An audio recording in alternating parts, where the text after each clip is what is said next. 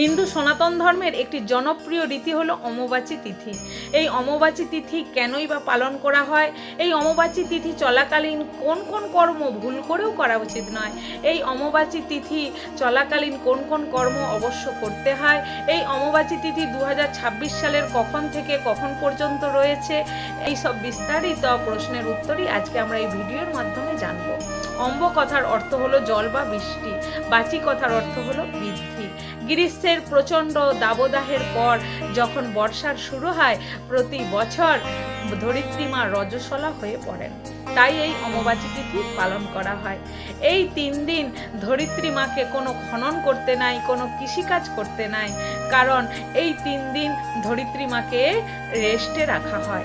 এই 3 দিন পরে কৃষকেরা কৃষিকাজ করলে ধরিত্রী মা শস্য শ্যামলা হয়ে কৃষককে প্রদত্ত ফসল প্রদান করে, শস্য শ্যামলা হয়ে ওঠেন। তাই এই ধরিত্রী মায়ের রজস্বলা উৎসব সারা পৃথিবী যাবৎ পালন করা হয়। আসামের কামাখ্যা মন্দিরে এই 3 দিন ওই কামাখ্যা মন্দির বন্ধ করে দেওয়া হয়, তারপর আবার দর্শনার্থীদের জন্য তা দর্শনের সুযোগ করে দেওয়া হয়। তা 2026 সালের অমাবাস্যা তিথি কোন সময় লাগছে? আগামী 22শে জুন 9:30 PM থেকে 26শে জুন 9:10 AM পর্যন্ত এই অমাবাস্যা তিথি লাগছে।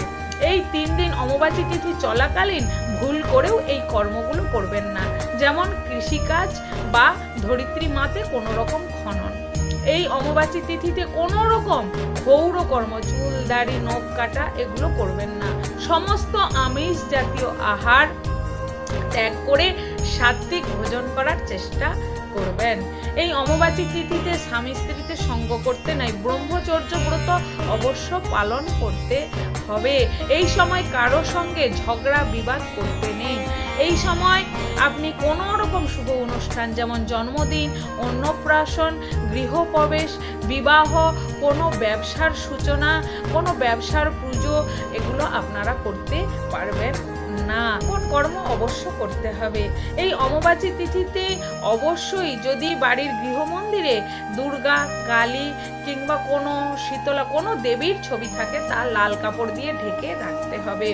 পুজো করা যাবে না, নারীর থেকেই আপনারা ধূপ দীপ দেখাতে পারেন ঠাকুরকে। যদি লাড্ডু গোপাল থেকে থাকে তাহলে আপনারা অবশ্যই লাড্ডু গোপালকে সেবা দেবেন, কারণ লাড্ডু গোপাল হলো আমাদের সন্তান সম। যেমন আমরা সন্তানকে না খাইয়ে রাখতে পারি না, তেমনি লাড্ডু গোপালকেও আমাদের প্রতিনিয়ত সেবা দিতে হবে। রজস্বলা হলে কি মা সন্তানকে খেতে দেয় না, তেমনি হলো লাড্ডু গোপাল। আপনারা অবশ্য লাড্ডু গোপাল সেবা করতে পারেন। এবং এই সময় গুরু প্রদত্ত নাম বেশি বেশি করে জপ করবেন। এই সময় বেশি বেশি করে ভগবানকে স্মরণ করবেন। ধার্মিক শাস্ত্র যেমন রামায়ণ, গীতা, মহাভারত যত ধরনের ধার্মিক শাস্ত্র আছে বেশি বেশি করে অধ্যয়ন করবেন এবং এই সময় এবং দুধ ভক্ষণ করবেন। যে ব্যক্তি এই অমাবাস্যা চলাকালীন আমদুধ ভক্ষণ করে তার সর্পদংশনের হাত থেকে মুক্তি হয়ে যায়। যদি কারোর অতৃপ্ত কোনো মনোবাসনা থাকে, যদি তা পূর্ণ করতে চান, এই অমাবাস্যা চলাকালীন মা কামাখ্যাকে স্মরণ করে আপনার মনস্কামনার কথা জানাবেন, তাহলে অবশ্যই আপনাদের মনোবাসনা পূর্ণ হবে। তাই বন্ধুগণ, এই অমাবাস্যা তিথি আপনারা সুন্দর সুন্দর করে পালন করুন। ভিডিওটি ঠিক এতটুকুনি, আবার দেখা হবে ঠিক পরের ভিডিওতে। শ্রী কৃষ্ণ।